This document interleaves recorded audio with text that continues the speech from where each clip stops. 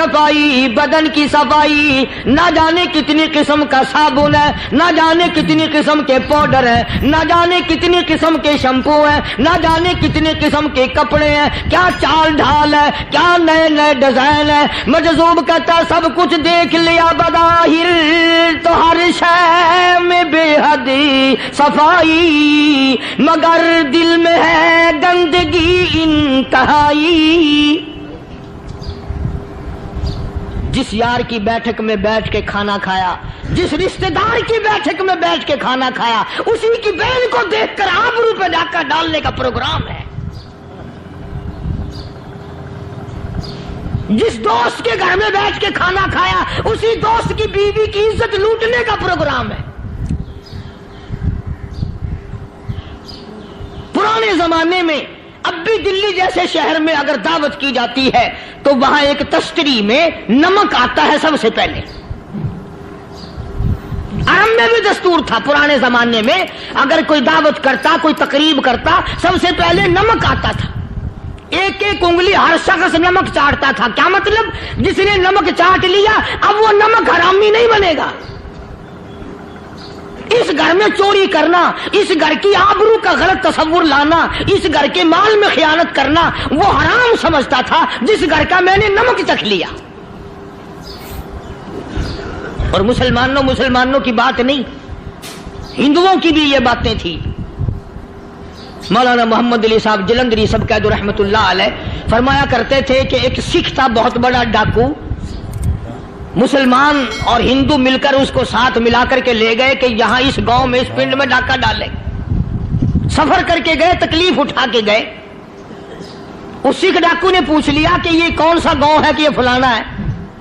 اچھا سارے کے سارے یہ تلاش کرو، یہ سوچ بچار کرو، اپنے پنڈ کی، اپنے علاقے کی، کسی مسلمان کی، کسی ہندو کی، کسی سکھ کی، کسی چوڑے چمار کی اس گاؤں میں لڑکی تو نہیں؟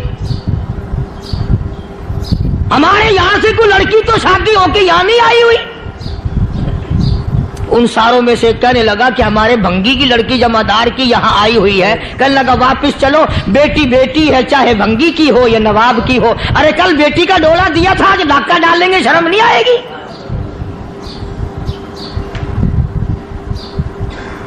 آج وہ تصور کہاں چلے گئے؟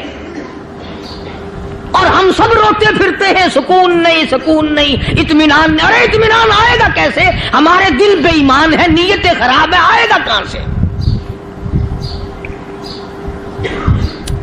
صحابہ کرام رضوان اللہ تعالی علیہ مجمعین کی جماعت نے اس قدر اس بات پہ محنت کی اور کوشش کی کہ غلط لقمہ بھی پیٹ کے اندر نہ چلا جائے۔ چنانچہ میں علی الاعلان کہتا ہوں 1,29,000 صحابہ کرام، کالی کملی والے کے دیوانے اور پروانے، حضور کے یار جانثار، حضور کے ساتھ فاقہ کھانے والے، فاقوں مرنے والے، پتھر کھانے والے، اپنے بچوں کے ٹکڑے ہوتے ہوئے دیکھ کر لا الہ الا اللہ محمد الرسول اللہ کی صدا بلند کرنے والے صحابہ کرام کا یہ حال تھا۔ پیدل سفر کر کے جاتے تھے یہودی عیسائی، شام نکل گئے، فلسطین نکل گئے، ہندوستان آ گئے، 2 سال لگ جاتے تھے۔ اپنی جوان بیٹیوں کو مسلمانوں کے گھروں میں چھوڑ کے آ جاتے تھے۔ کبھی نگاہ نبوت نے جن کو رنگ دیا تھا، کبھی کسی صحابی پہ ذرہ برابر الزام نہیں لگا۔ ان یہودیوں کا، ان عیسائیوں کا یہ عقیدہ تھا کہ محمد صلی اللہ علیہ وسلم کے جو غلام ہیں ان کی نگاہ بھی پاک ہے، ان کے دل بھی پاک ہیں، ان کے ارادے بھی پاک ہیں، ان کے ہاتھ بھی پاک ہیں۔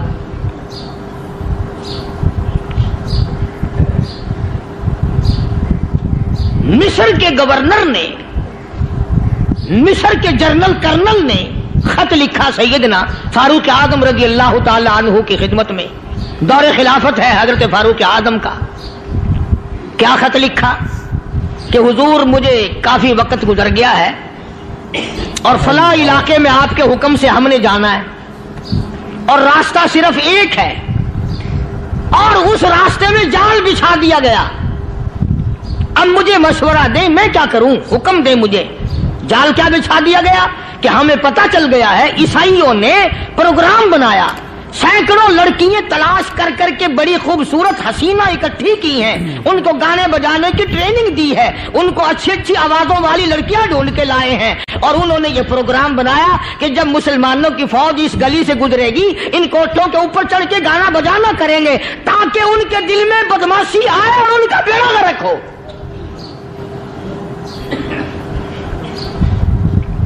کبھی کافر کا یہ عقیدہ تھا کہ مسلمان کا دل بگڑا تو یہ گیا، اس کی نیت میں خرابی آئی اور یہ تباہ ہوا۔ جناب فاروق اعظم رضی اللہ تعالیٰ عنہ نے اسے یہ خط نہیں لکھا کہ تو قرآن پڑھا کر، تو نفل پڑھا کر۔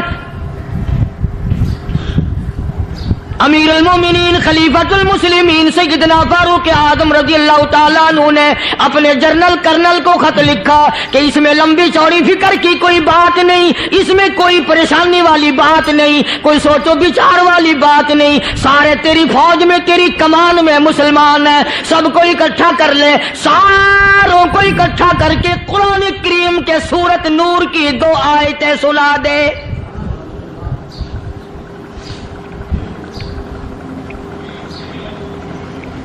یہ بھی نہیں فرمایا کہ سزا سناؤ، اتنے کوڑے لگیں گے، جو خلاف کرے گا یوں قید ہوگی، یہ کورٹ مارشل کر دیا جائے گا، کچھ نہیں۔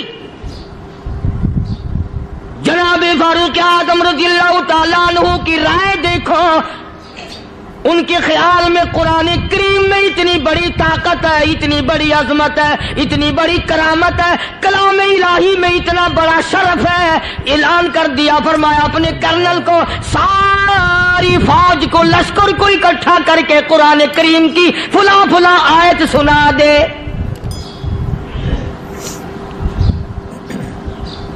اور اس کے بعد بے دھڑک فوج کو لشکر کو اسی راستے سے گزار کے لے جا، بے دھڑک لے جا۔ ہائے کبھی قرآن کی 2 آیتوں سے کام بن جاتا تھا، اب سارے قرآن سے میرا تیرا کام نہیں بنتا۔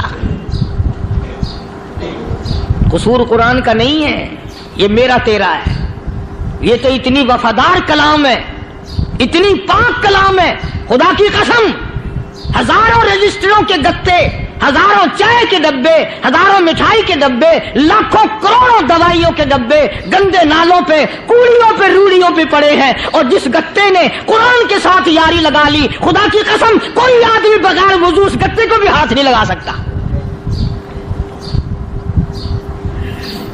ہزاروں نہیں لاکھوں کپڑے مارکیٹ میں پڑے، پر جس کپڑے نے قرآن سے یاری لگا لی، جو کپڑا جسدان بن کر قرآن پہ چڑھ گیا، لوگ اس کو بھی چومتے ہیں، اور چومنا چاہیے۔ یارو کپڑے نے قرآن سے یاری لگائی تو کپڑا عظمت والا بن گیا، گتے نے یاری لگا لی تو گتا بن گیا۔ ہزاروں قسم کے کاغذات روزانہ ذلیل ہوتے پھرتے ہیں، جس کاغذ پہ قرآن لکھا گیا وہ عظمت پا گیا، جس سیاہی سے قرآن لکھا گیا وہ سیاہی عظمت والی بن گئی۔ ارے اگر مسلمان قرآن کو اپنے اندر پیدا کر لے، اس کی عظمت کو بسا لے، اس کو اپنا لاہ عمل بنا لے، اس کو اپنے سر پہ رکھ لے، تو کیا یہ بندہ قرآن کے ساتھ وفاداری کرے تو قرآن کیا خیال ہے قرآن بے وفائی کر دے گا؟ یقین نہیں، یقین اصل بات اعتقاد کی ہے۔ یقین کا تو یہ عالم بنا ہوا ہے کہ اگر کوئی چوری کا معاملہ ہو جائے اور کسی پر شبہ ہو، اگر اسے کہو کہ قرآن اٹھا دے تو دیر نہیں لگائے گا، اور اگر کہے کہ فلانی خانگاہ کا کنڈا مار دیا کہ یہ کام میں نہیں کرتا۔ خانگاہ کے کنڈے پہ ایمان ہے، قرآن پہ ایمان نہیں۔ اس پر یقین ہے کہ پیر اندھا کر دے گا، اور یہاں یقین نہیں کہ جس خدا نے پیدا کیا اگر میں نے جھوٹا قرآن اٹھایا تو وہ برباد کر دے گا۔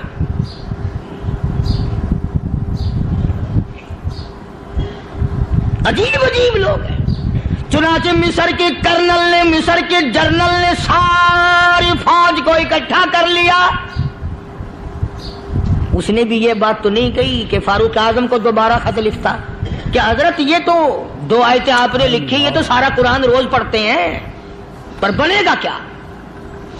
جیسے فاروق اعظم کا یقین تھا، فاروق اعظم کی فوج کے کرنل کا بھی یقین ہے، فاروق اعظم کے فوج کے جنرل کا بھی یقین ہے۔ اس نے ساری فوج کو اکٹھا کیا، لشکر کو جمع کیا، اور اس کے بعد کہنے لگا قل للمؤمنین یغضوا من ابصارکم وَيَحْفَظُوا فُرُوجَهُمْ ذَلِكَ أَزْكَىٰ لَهُمْ إِنَّ اللَّهَ خَبِيرٌ بِمَا يَصْنَعُونَ۔ او لوگوں، خدا تمہیں کہتا ہے اپنی آنکھوں کی حفاظت کرو، اگر تمہاری نظریں غلط جگہ پڑی اپنی عزت کی حفاظت کرو، اپنی آبرو کی حفاظت کرو، اگر غلط نظریں پڑی غلط استعمال ہوئی، ان اللہ خبیر بما یصنعون،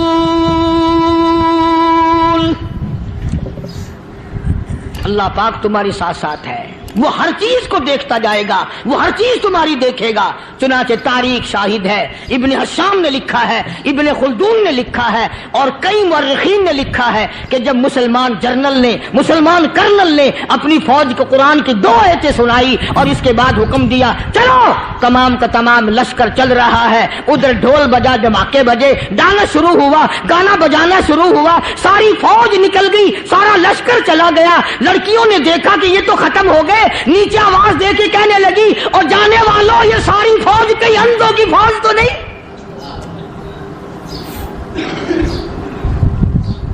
یہ حسن کا نظارہ اور یہ ڈانس اور یہ آواز، ہم ناچ ناچ کے تھک گئی، کوئی سر نہیں اٹھاتا۔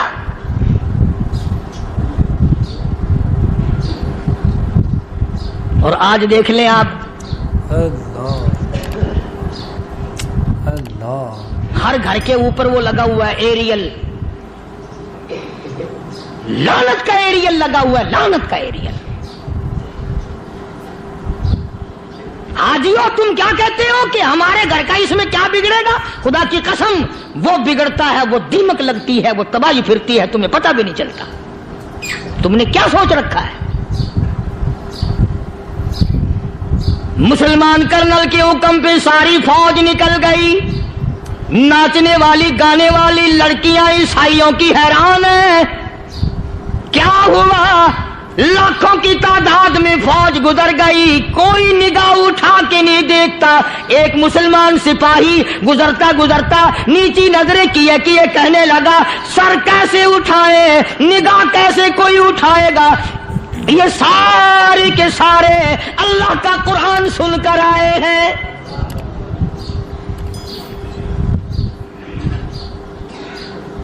کیسے کوئی نگاہ اٹھائے گا؟ کیسے کوئی سر کو اٹھائے گا؟ یہ سارے کے سارے اللہ کا قرآن سن کر آئے ہیں۔ ان کا عمل ہوا نا قرآن پہ، ان کے عمل کا کتنا بڑا اثر پڑا۔ مورخین نے لکھا، ابن حشام لکھتا ہے عیسائی لڑکیوں نے چھلانگیں لگا دی، کوٹھی سے نیچے آ گئی، کہنے لگی عام مسلمانوں وہ قرآن ہمیں بھی سنا کے جاؤ جس میں اتنی اسپرٹ ہے، اتنی طاقت ہے، جو حسن کے نظارے سے روک دے، جو گانے بجانے سے روک دے۔ یہ تو آدمی کے دل کا سکون ہے، نہ گانا سنتے ہو نہ حسن کا نظارہ کرتے ہو، جاتے والے یوں نہ جاؤ، ہمیں بھی وہ قرآن سنا کے جاؤ۔